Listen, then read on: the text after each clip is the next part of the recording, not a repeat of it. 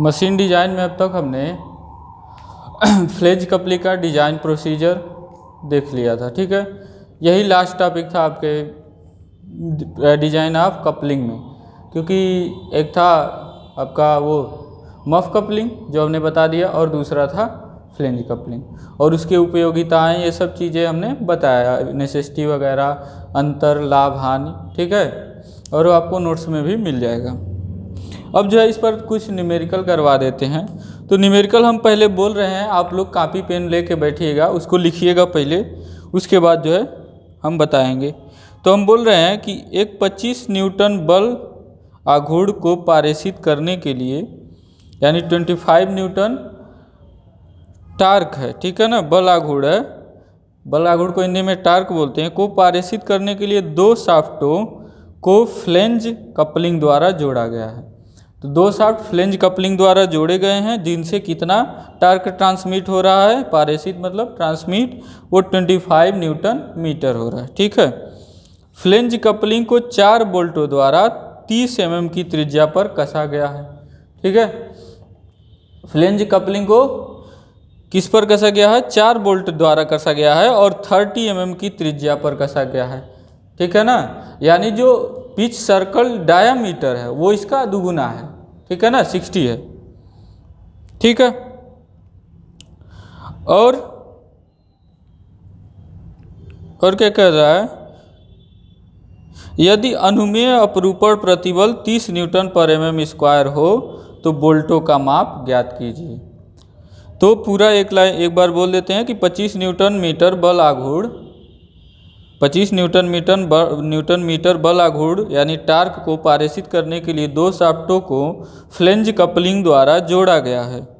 Flange coupling को 4 बोल्टों द्वारा 30 mm की त्रिज्या पर कसा गया है। यदि अनुमेय अपरूपण प्रतिबल 30 न्यूटन पर mm स्क्वायर हो तो प्रतिबलों का माप ज्ञात कीजिए, ठीक है। तो अब इसमें देखते हैं क्या क्या दिया है। अब पहला चीज़ ये दे रहा है कि इसमें अनुमेय अपरूपण प्रतिबल दे रहा है, टेंसाइल वाला नहीं दे रहा है। यानी हमारा कौन सा डिजाइन कंसीडरेशन है बोल्ट का? वो वाला जो पहला बताए थे कि ground rimmed and ground hole में फिटेड है बोल्ट, ठीक है ना। यानी क्लियरेंस बिल्कुल भी नहीं है। तो मोशन का ट्रांसमिशन यानी टार्क का ट्रांसमिशन, पावर का ट्रांसमिशन कैसे हो रहा है? बोल्ट के शियर रेजिस्टेंस के कारण हो रहा है। तो शियर वाला जो फार्मूला हम बताए थे उसका यूज करेंगे। तो पहले जो गिवन है वो लिख लेते हैं। तो गिवन क्या क्या है? जो गिवन है वो लिखते हैं। तो गिवन है आपका टार्क कितना है? 25 न्यूटन मीटर। तो इसको न्यूटन mm में कर लेंगे तो 25 × 10⁻³ न्यूटन mm, क्योंकि सारा जो है जो लंबाई वाला डायमेंशन हम न्यूटन mm में लेते हैं, और सॉरी mm में लेते हैं लंबाई वाला डायमेंशन, ये तो न्यूटन में रहेगा फोर्स वाला, ठीक है। और क्या कह दिया है? 4 बोल्टों द्वारा 30 mm की त्रिज्या पर कसा जाता है। तो नंबर ऑफ बोल्ट्स कितने हैं? 4 हैं। और पिच सर्कल डायमीटर जो हमने d बताया था वो डायमीटर हम लेते थे, और ये यहाँ पे क्या दे रहा है? त्रिज्या दे रहा है। तो 2 × 30 हो जाएगा, है ना। तो ये कितना हो जाएगा? 60 mm। तो 60 mm का पिच सर्कल डायमीटर है। यदि अनुमेय अपरूपण प्रतिबल यानी टाउ कितना दिया है? 30 न्यूटन पर mm स्क्वायर है, तो बोल्ट का जो डायमीटर है वो निकालिए, यानी बोल्ट का डिजाइन करिए, यही पूछ रहा है। और ये आपका जो है UPBTE 2014 में पूछा हुआ है, 2014 में पूछा हुआ, ठीक है। ये 2014 में ये क्वेश्चन पूछा हुआ है। तो अब इसको कैसे करेंगे? आपके पास सिंपल सा फार्मूला है हमारे पास, बोल्ट डायमीटर हमको न निकालना है।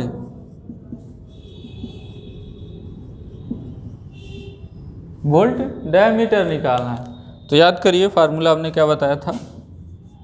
d1 square is equal to, जो बोल्ट डायमीटर है, 8t/π d n टाउ, जी हाँ, यही फार्मूला था।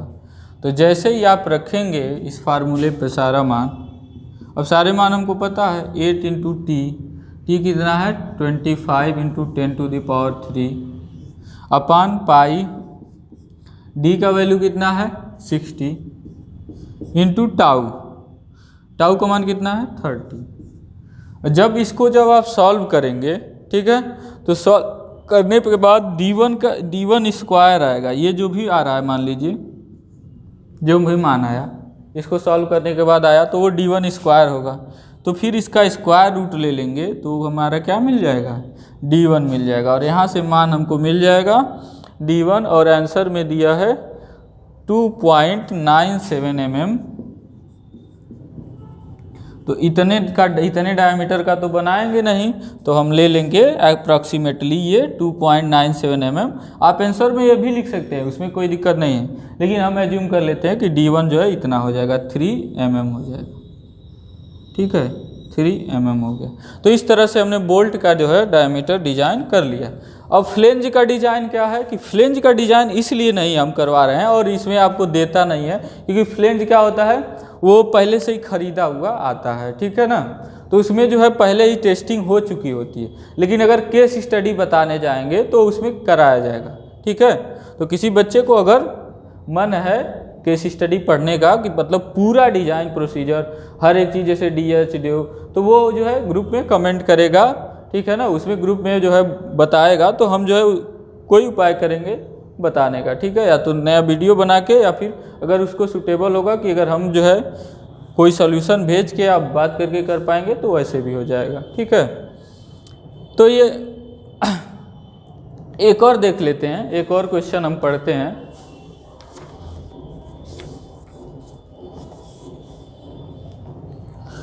तो एक और क्वेश्चन आप लोग लिखेंगे, हम पढ़ते जा रहे हैं। ये UPBT में भी ये भी पूछा हुआ है एक बार का, ठीक है, एक बार का पूछा हुआ है 2003 में। लिखा है कि दो शाफ्टों को एक युग्मन द्वारा जोड़ा गया है। युग्मन का मतलब कपलिंग। तो लिखेंगे दो शाफ्टों को एक युग्मन द्वारा जोड़ा गया है, कामा 3.75 किलोवाट शक्ति 1440 RPM पर पारेषित होता है। यानी पावर जो है वो 3.75 किलोवाट है, और कितने पर पारेषित हो रहा है 1440 RPM पर, यानी N जो है 1440 है, ठीक है। यहाँ ये जो N है वो नंबर ऑफ बोल्ट्स है, RPM की बात दूसरे फार्मूले में होता है। इस युग्मन के फ्लेंजों को 4 बोल्टों द्वारा, जो कि 32 mm त्रिज्या के वृत्ताकार परिधि पर स्थित हैं, यानी जो त्रिज्या है वो 32 mm है, ठीक है। उसके बाद क्या कह रहा है, स्थित है, जोड़ा गया है, ठीक है, उसको जोड़ा गया है। बोल्ट का अनुमेय अपरूपण प्रतिबल 30 न्यूटन पर mm स्क्वायर है। बोल्ट को डिजाइन कीजिए। तो बोल्ट को डिजाइन करना है, यानी बोल्ट का डायमीटर निकालना है। तो एक बार और पढ़ते हैं कि दो शाफ्टों को एक युग्मन द्वारा जोड़ा गया है। युग्मन का मतलब हो गया कपलिंग, कामा 3.75 किलोवाट शक्ति 1440 RPM पर पारेषित करता है। इस युग्मन के फ्लेंजों को 4 बोल्टों द्वारा, जो कि 32 mm त्रिज्या के वृत्ताकार परिधि पर स्थित हैं, जोड़ा गया है, ठीक है। बोल्ट का अनुमेय अपरूपण प्रतिबल 30 न्यूटन पर mm स्क्वायर है। बोल्ट को डिजाइन कीजिए, यानी बोल्ट का डायमीटर हमको निकालना है, ठीक है। तो इसी तरह से बिल्कुल है, एक जो है बस आ गया, एक स्टेप जो है एक्स्ट्रा आ गया। तो पहले गिवन डाटा हम लिख लेते हैं। तो जो गिवन है, तो टार्क गिवन नहीं है, ठीक है ना। तो टार्क गिवन नहीं है,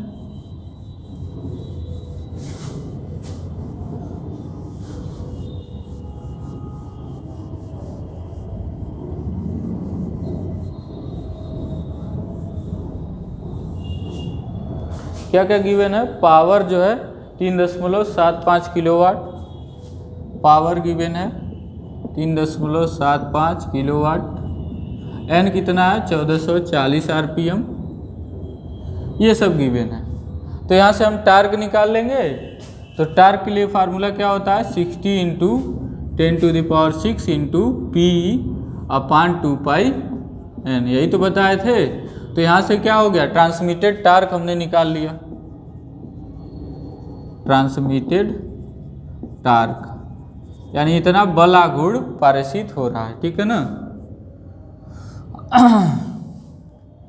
तो जब इसको सॉल्व करेंगे वैल्यू रख के 60 इंटू 10⁶ इंटू पी का मान रख देंगे, तो पी का मान आया 3.75, ठीक है, पी का मान दिया है, और एन का मान 2 इंटू पाई इंटू रख दिया 1440, तो रख दिया। अब इसको सॉल्व कर लेंगे। अब जो है हम तो सॉल्व यहाँ करेंगे तो समय लग जाएगा, तो जो भी आएगा वो आ गया, मान लीजिए कुछ भी आया, ठीक है, एक क्वेश्चन मार्क बनाते हैं। अब जो भी आया आ गया।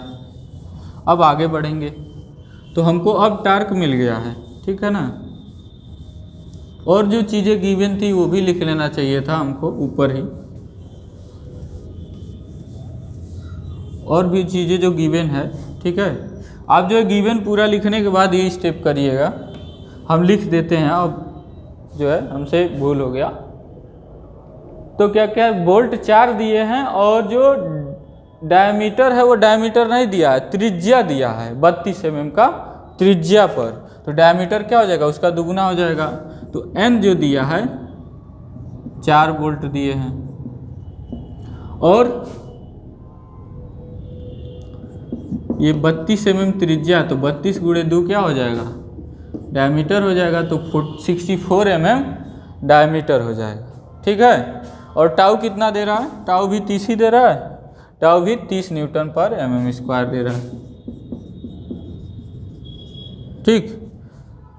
तो बोल्ट को डिजाइन करना यानी डायमीटर निकालना, तो फिर वही फार्मूला, क्योंकि हमको पता है कि अगर टाउ दे रहा है यानी वो समझ ही रहा है, वो मान भी रहा है, और जनरली यही किया जाता है कि वो कैसा नो क्लियरेंस वाला बोल्ट है, बोल्ट फिट हुआ है नो क्लियरेंस में, नो क्लियरेंस होल में, यानी जो बोल्ट का फिट है वो कैसा है, रिम्ड एंड ग्राउंड टाइप का, रिम्ड एंड ग्राउंड होल उनको उसको बोलते हैं। तो D1 हो जाएगा आपके लिए 8T/πD_n टाउ, जहाँ ये n RPM वाला नहीं है, ये वाला 4 है, तो 4 रखेंगे, टाउ का मान रखेंगे, पाई डी का मान रखेंगे, और टी हमने निकाला ही है। तो आपका D1 ये स्क्वायर होता है, ठीक है ना। तो D1 का मान क्या हो जाएगा, अंडर रूट में जो यहाँ पे वैल्यू आया, ठीक है ना, तो यहाँ पे जो वैल्यू आया वो मान निकल जाएगा। तो आंसर आपका दे रहा है 3.21, क्या दे रहा है, 3.21 mm। अगर आपका इससे थोड़ा इसे डिफर आ रहा है तो आप मान के चलिएगा कि वो क्वेश्चन में क्या कर रहा है तब, जो कि ये पुराना कंसीडरेशन अब नहीं किया जाता, पहले किया जाता था कि टी को क्या कर रहा है, ये एवरेज टार्क मान रहा है, और मैक्सिमम टार्क जो है इससे क्या हो रहा है 25% एक्स्ट्रा ले रहा होगा, या फिर 30% एक्स्ट्रा ले रहा होगा, तो इतना आ रहा होगा। अदरवाइज इतना अगर आपको ऐसे ही आता है तो आप मान लीजिए सही है, आप ऐसे भी सही हैं, ऐसे भी करना कोई गलत नहीं है, क्योंकि वो पुरानी चीज़ें हो गई, पुराने कंसीडरेशन है, वो पहले माने जाते थे। अब जो है ऐसे करना है। तो 3.21 mm जो हमने क्या ले लिया, ये जो ले लिया, इतना जो है इतना mm का हमने क्या ले लिया, इतने mm का बोल्ट बनाएंगे, या फिर मतलब बढ़ा लेंगे, और एग्जैक्टली 4 mm का हम बना लेंगे, और जो हमारा क्या बन जाएगा, ये डिजाइन हो जाएगा। यानी इतने mm का ग्राउंड होल रहेगा, और इतने mm मतलब उसी होल में क्या करेंगे, होल बनाएंगे और फिट करेंगे उसको, बोल्ट को उतने mm का, ठीक है। तो ये आपके लिए 2 न्यूमेरिकल हमने करवा दी। अब ये चैप्टर भी ख़त्म हो जाता है डिज़ाइन में, तो 3 चैप्टर हमारे ख़त्म हो गए डिज़ाइन के। अब जो है हम नेक्स्ट चैप्टर में आपसे मिलेंगे, नेक्स्ट चैप्टर को लेकर। तब तक के लिए शुक्रिया।